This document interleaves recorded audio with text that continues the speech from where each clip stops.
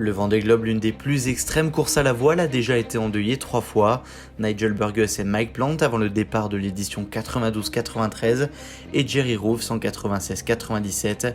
Mais fort heureusement, tous les incidents de mer n'ont pas connu d'issue aussi dramatique.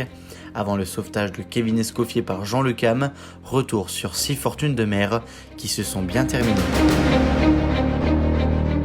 Lors de la première édition en 1989-1990, le sauvetage de Philippe Poupon marque les esprits.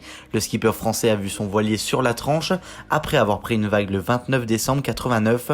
3 bateaux sont alors déroutés et son compatriote Loïc Perron vient à son secours en premier.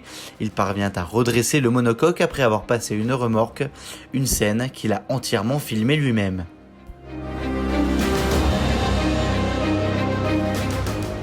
Il s'agit là d'une des plus incroyables histoires du Vendée Globe.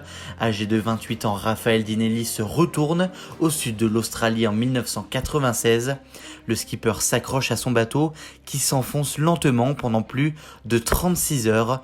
En hypothermie, le marin français est sauvé par le Britannique Pete Goss. Sur les conseils du médecin de la course, les deux hommes se serreront à deux dans le sac de couchage du Britannique pendant une douzaine d'heures pour réchauffer le miraculé français.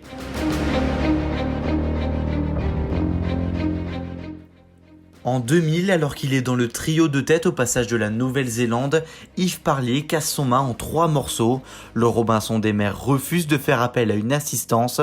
Pour lui, pas question de parler de disqualification. Il se met alors à l'abri dans une petite île isolée. En 10 jours, il répare son mât de 18 mètres. Le Français reprend la mer et finira 13e sur 15, se nourrissant d'algues lors des derniers jours.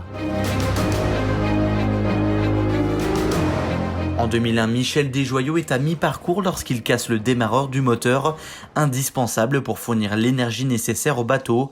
Mais le professeur a plus d'un tour dans son sac et fabrique alors un système de poulie qui permet d'utiliser l'énergie de la grand voile pour faire démarrer le moteur dès qu'il en a besoin.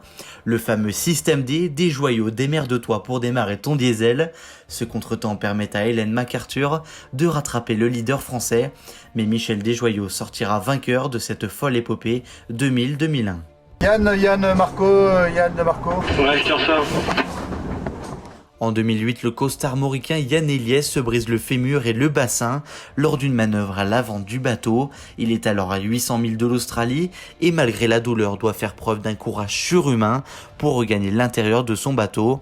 36 heures plus tard, Marc Guillemot arrive sur zone, mais Eliès sera récupéré par la marine australienne 5 jours avant Noël. Revanchard, le Breton finira 5e de l'édition 2016-2017. C'est l'histoire d'un homme sauvé le 5 janvier 2009 après avoir chaviré au large du Cap Horn. Vincent Rioux, skipper de PRB, et Armel Lecléache se déroutent pour lui porter assistance. Finalement, le Cam est sauvé par Rioux, mais le PRB de son sauveteur démate la nuit suivante. Mais les deux marins sont sains et saufs. 12 ans plus tard, Jean Le Cam endosse cette fois le costume du marin sauveteur en récupérant Kevin Escoffier, devenu skipper PRB, dont le bateau s'est cassé en deux dans les 40e. Ciao. Merci Jean. Bon allez voilà, tout est bien qui finit bien et puis à plus dans le but.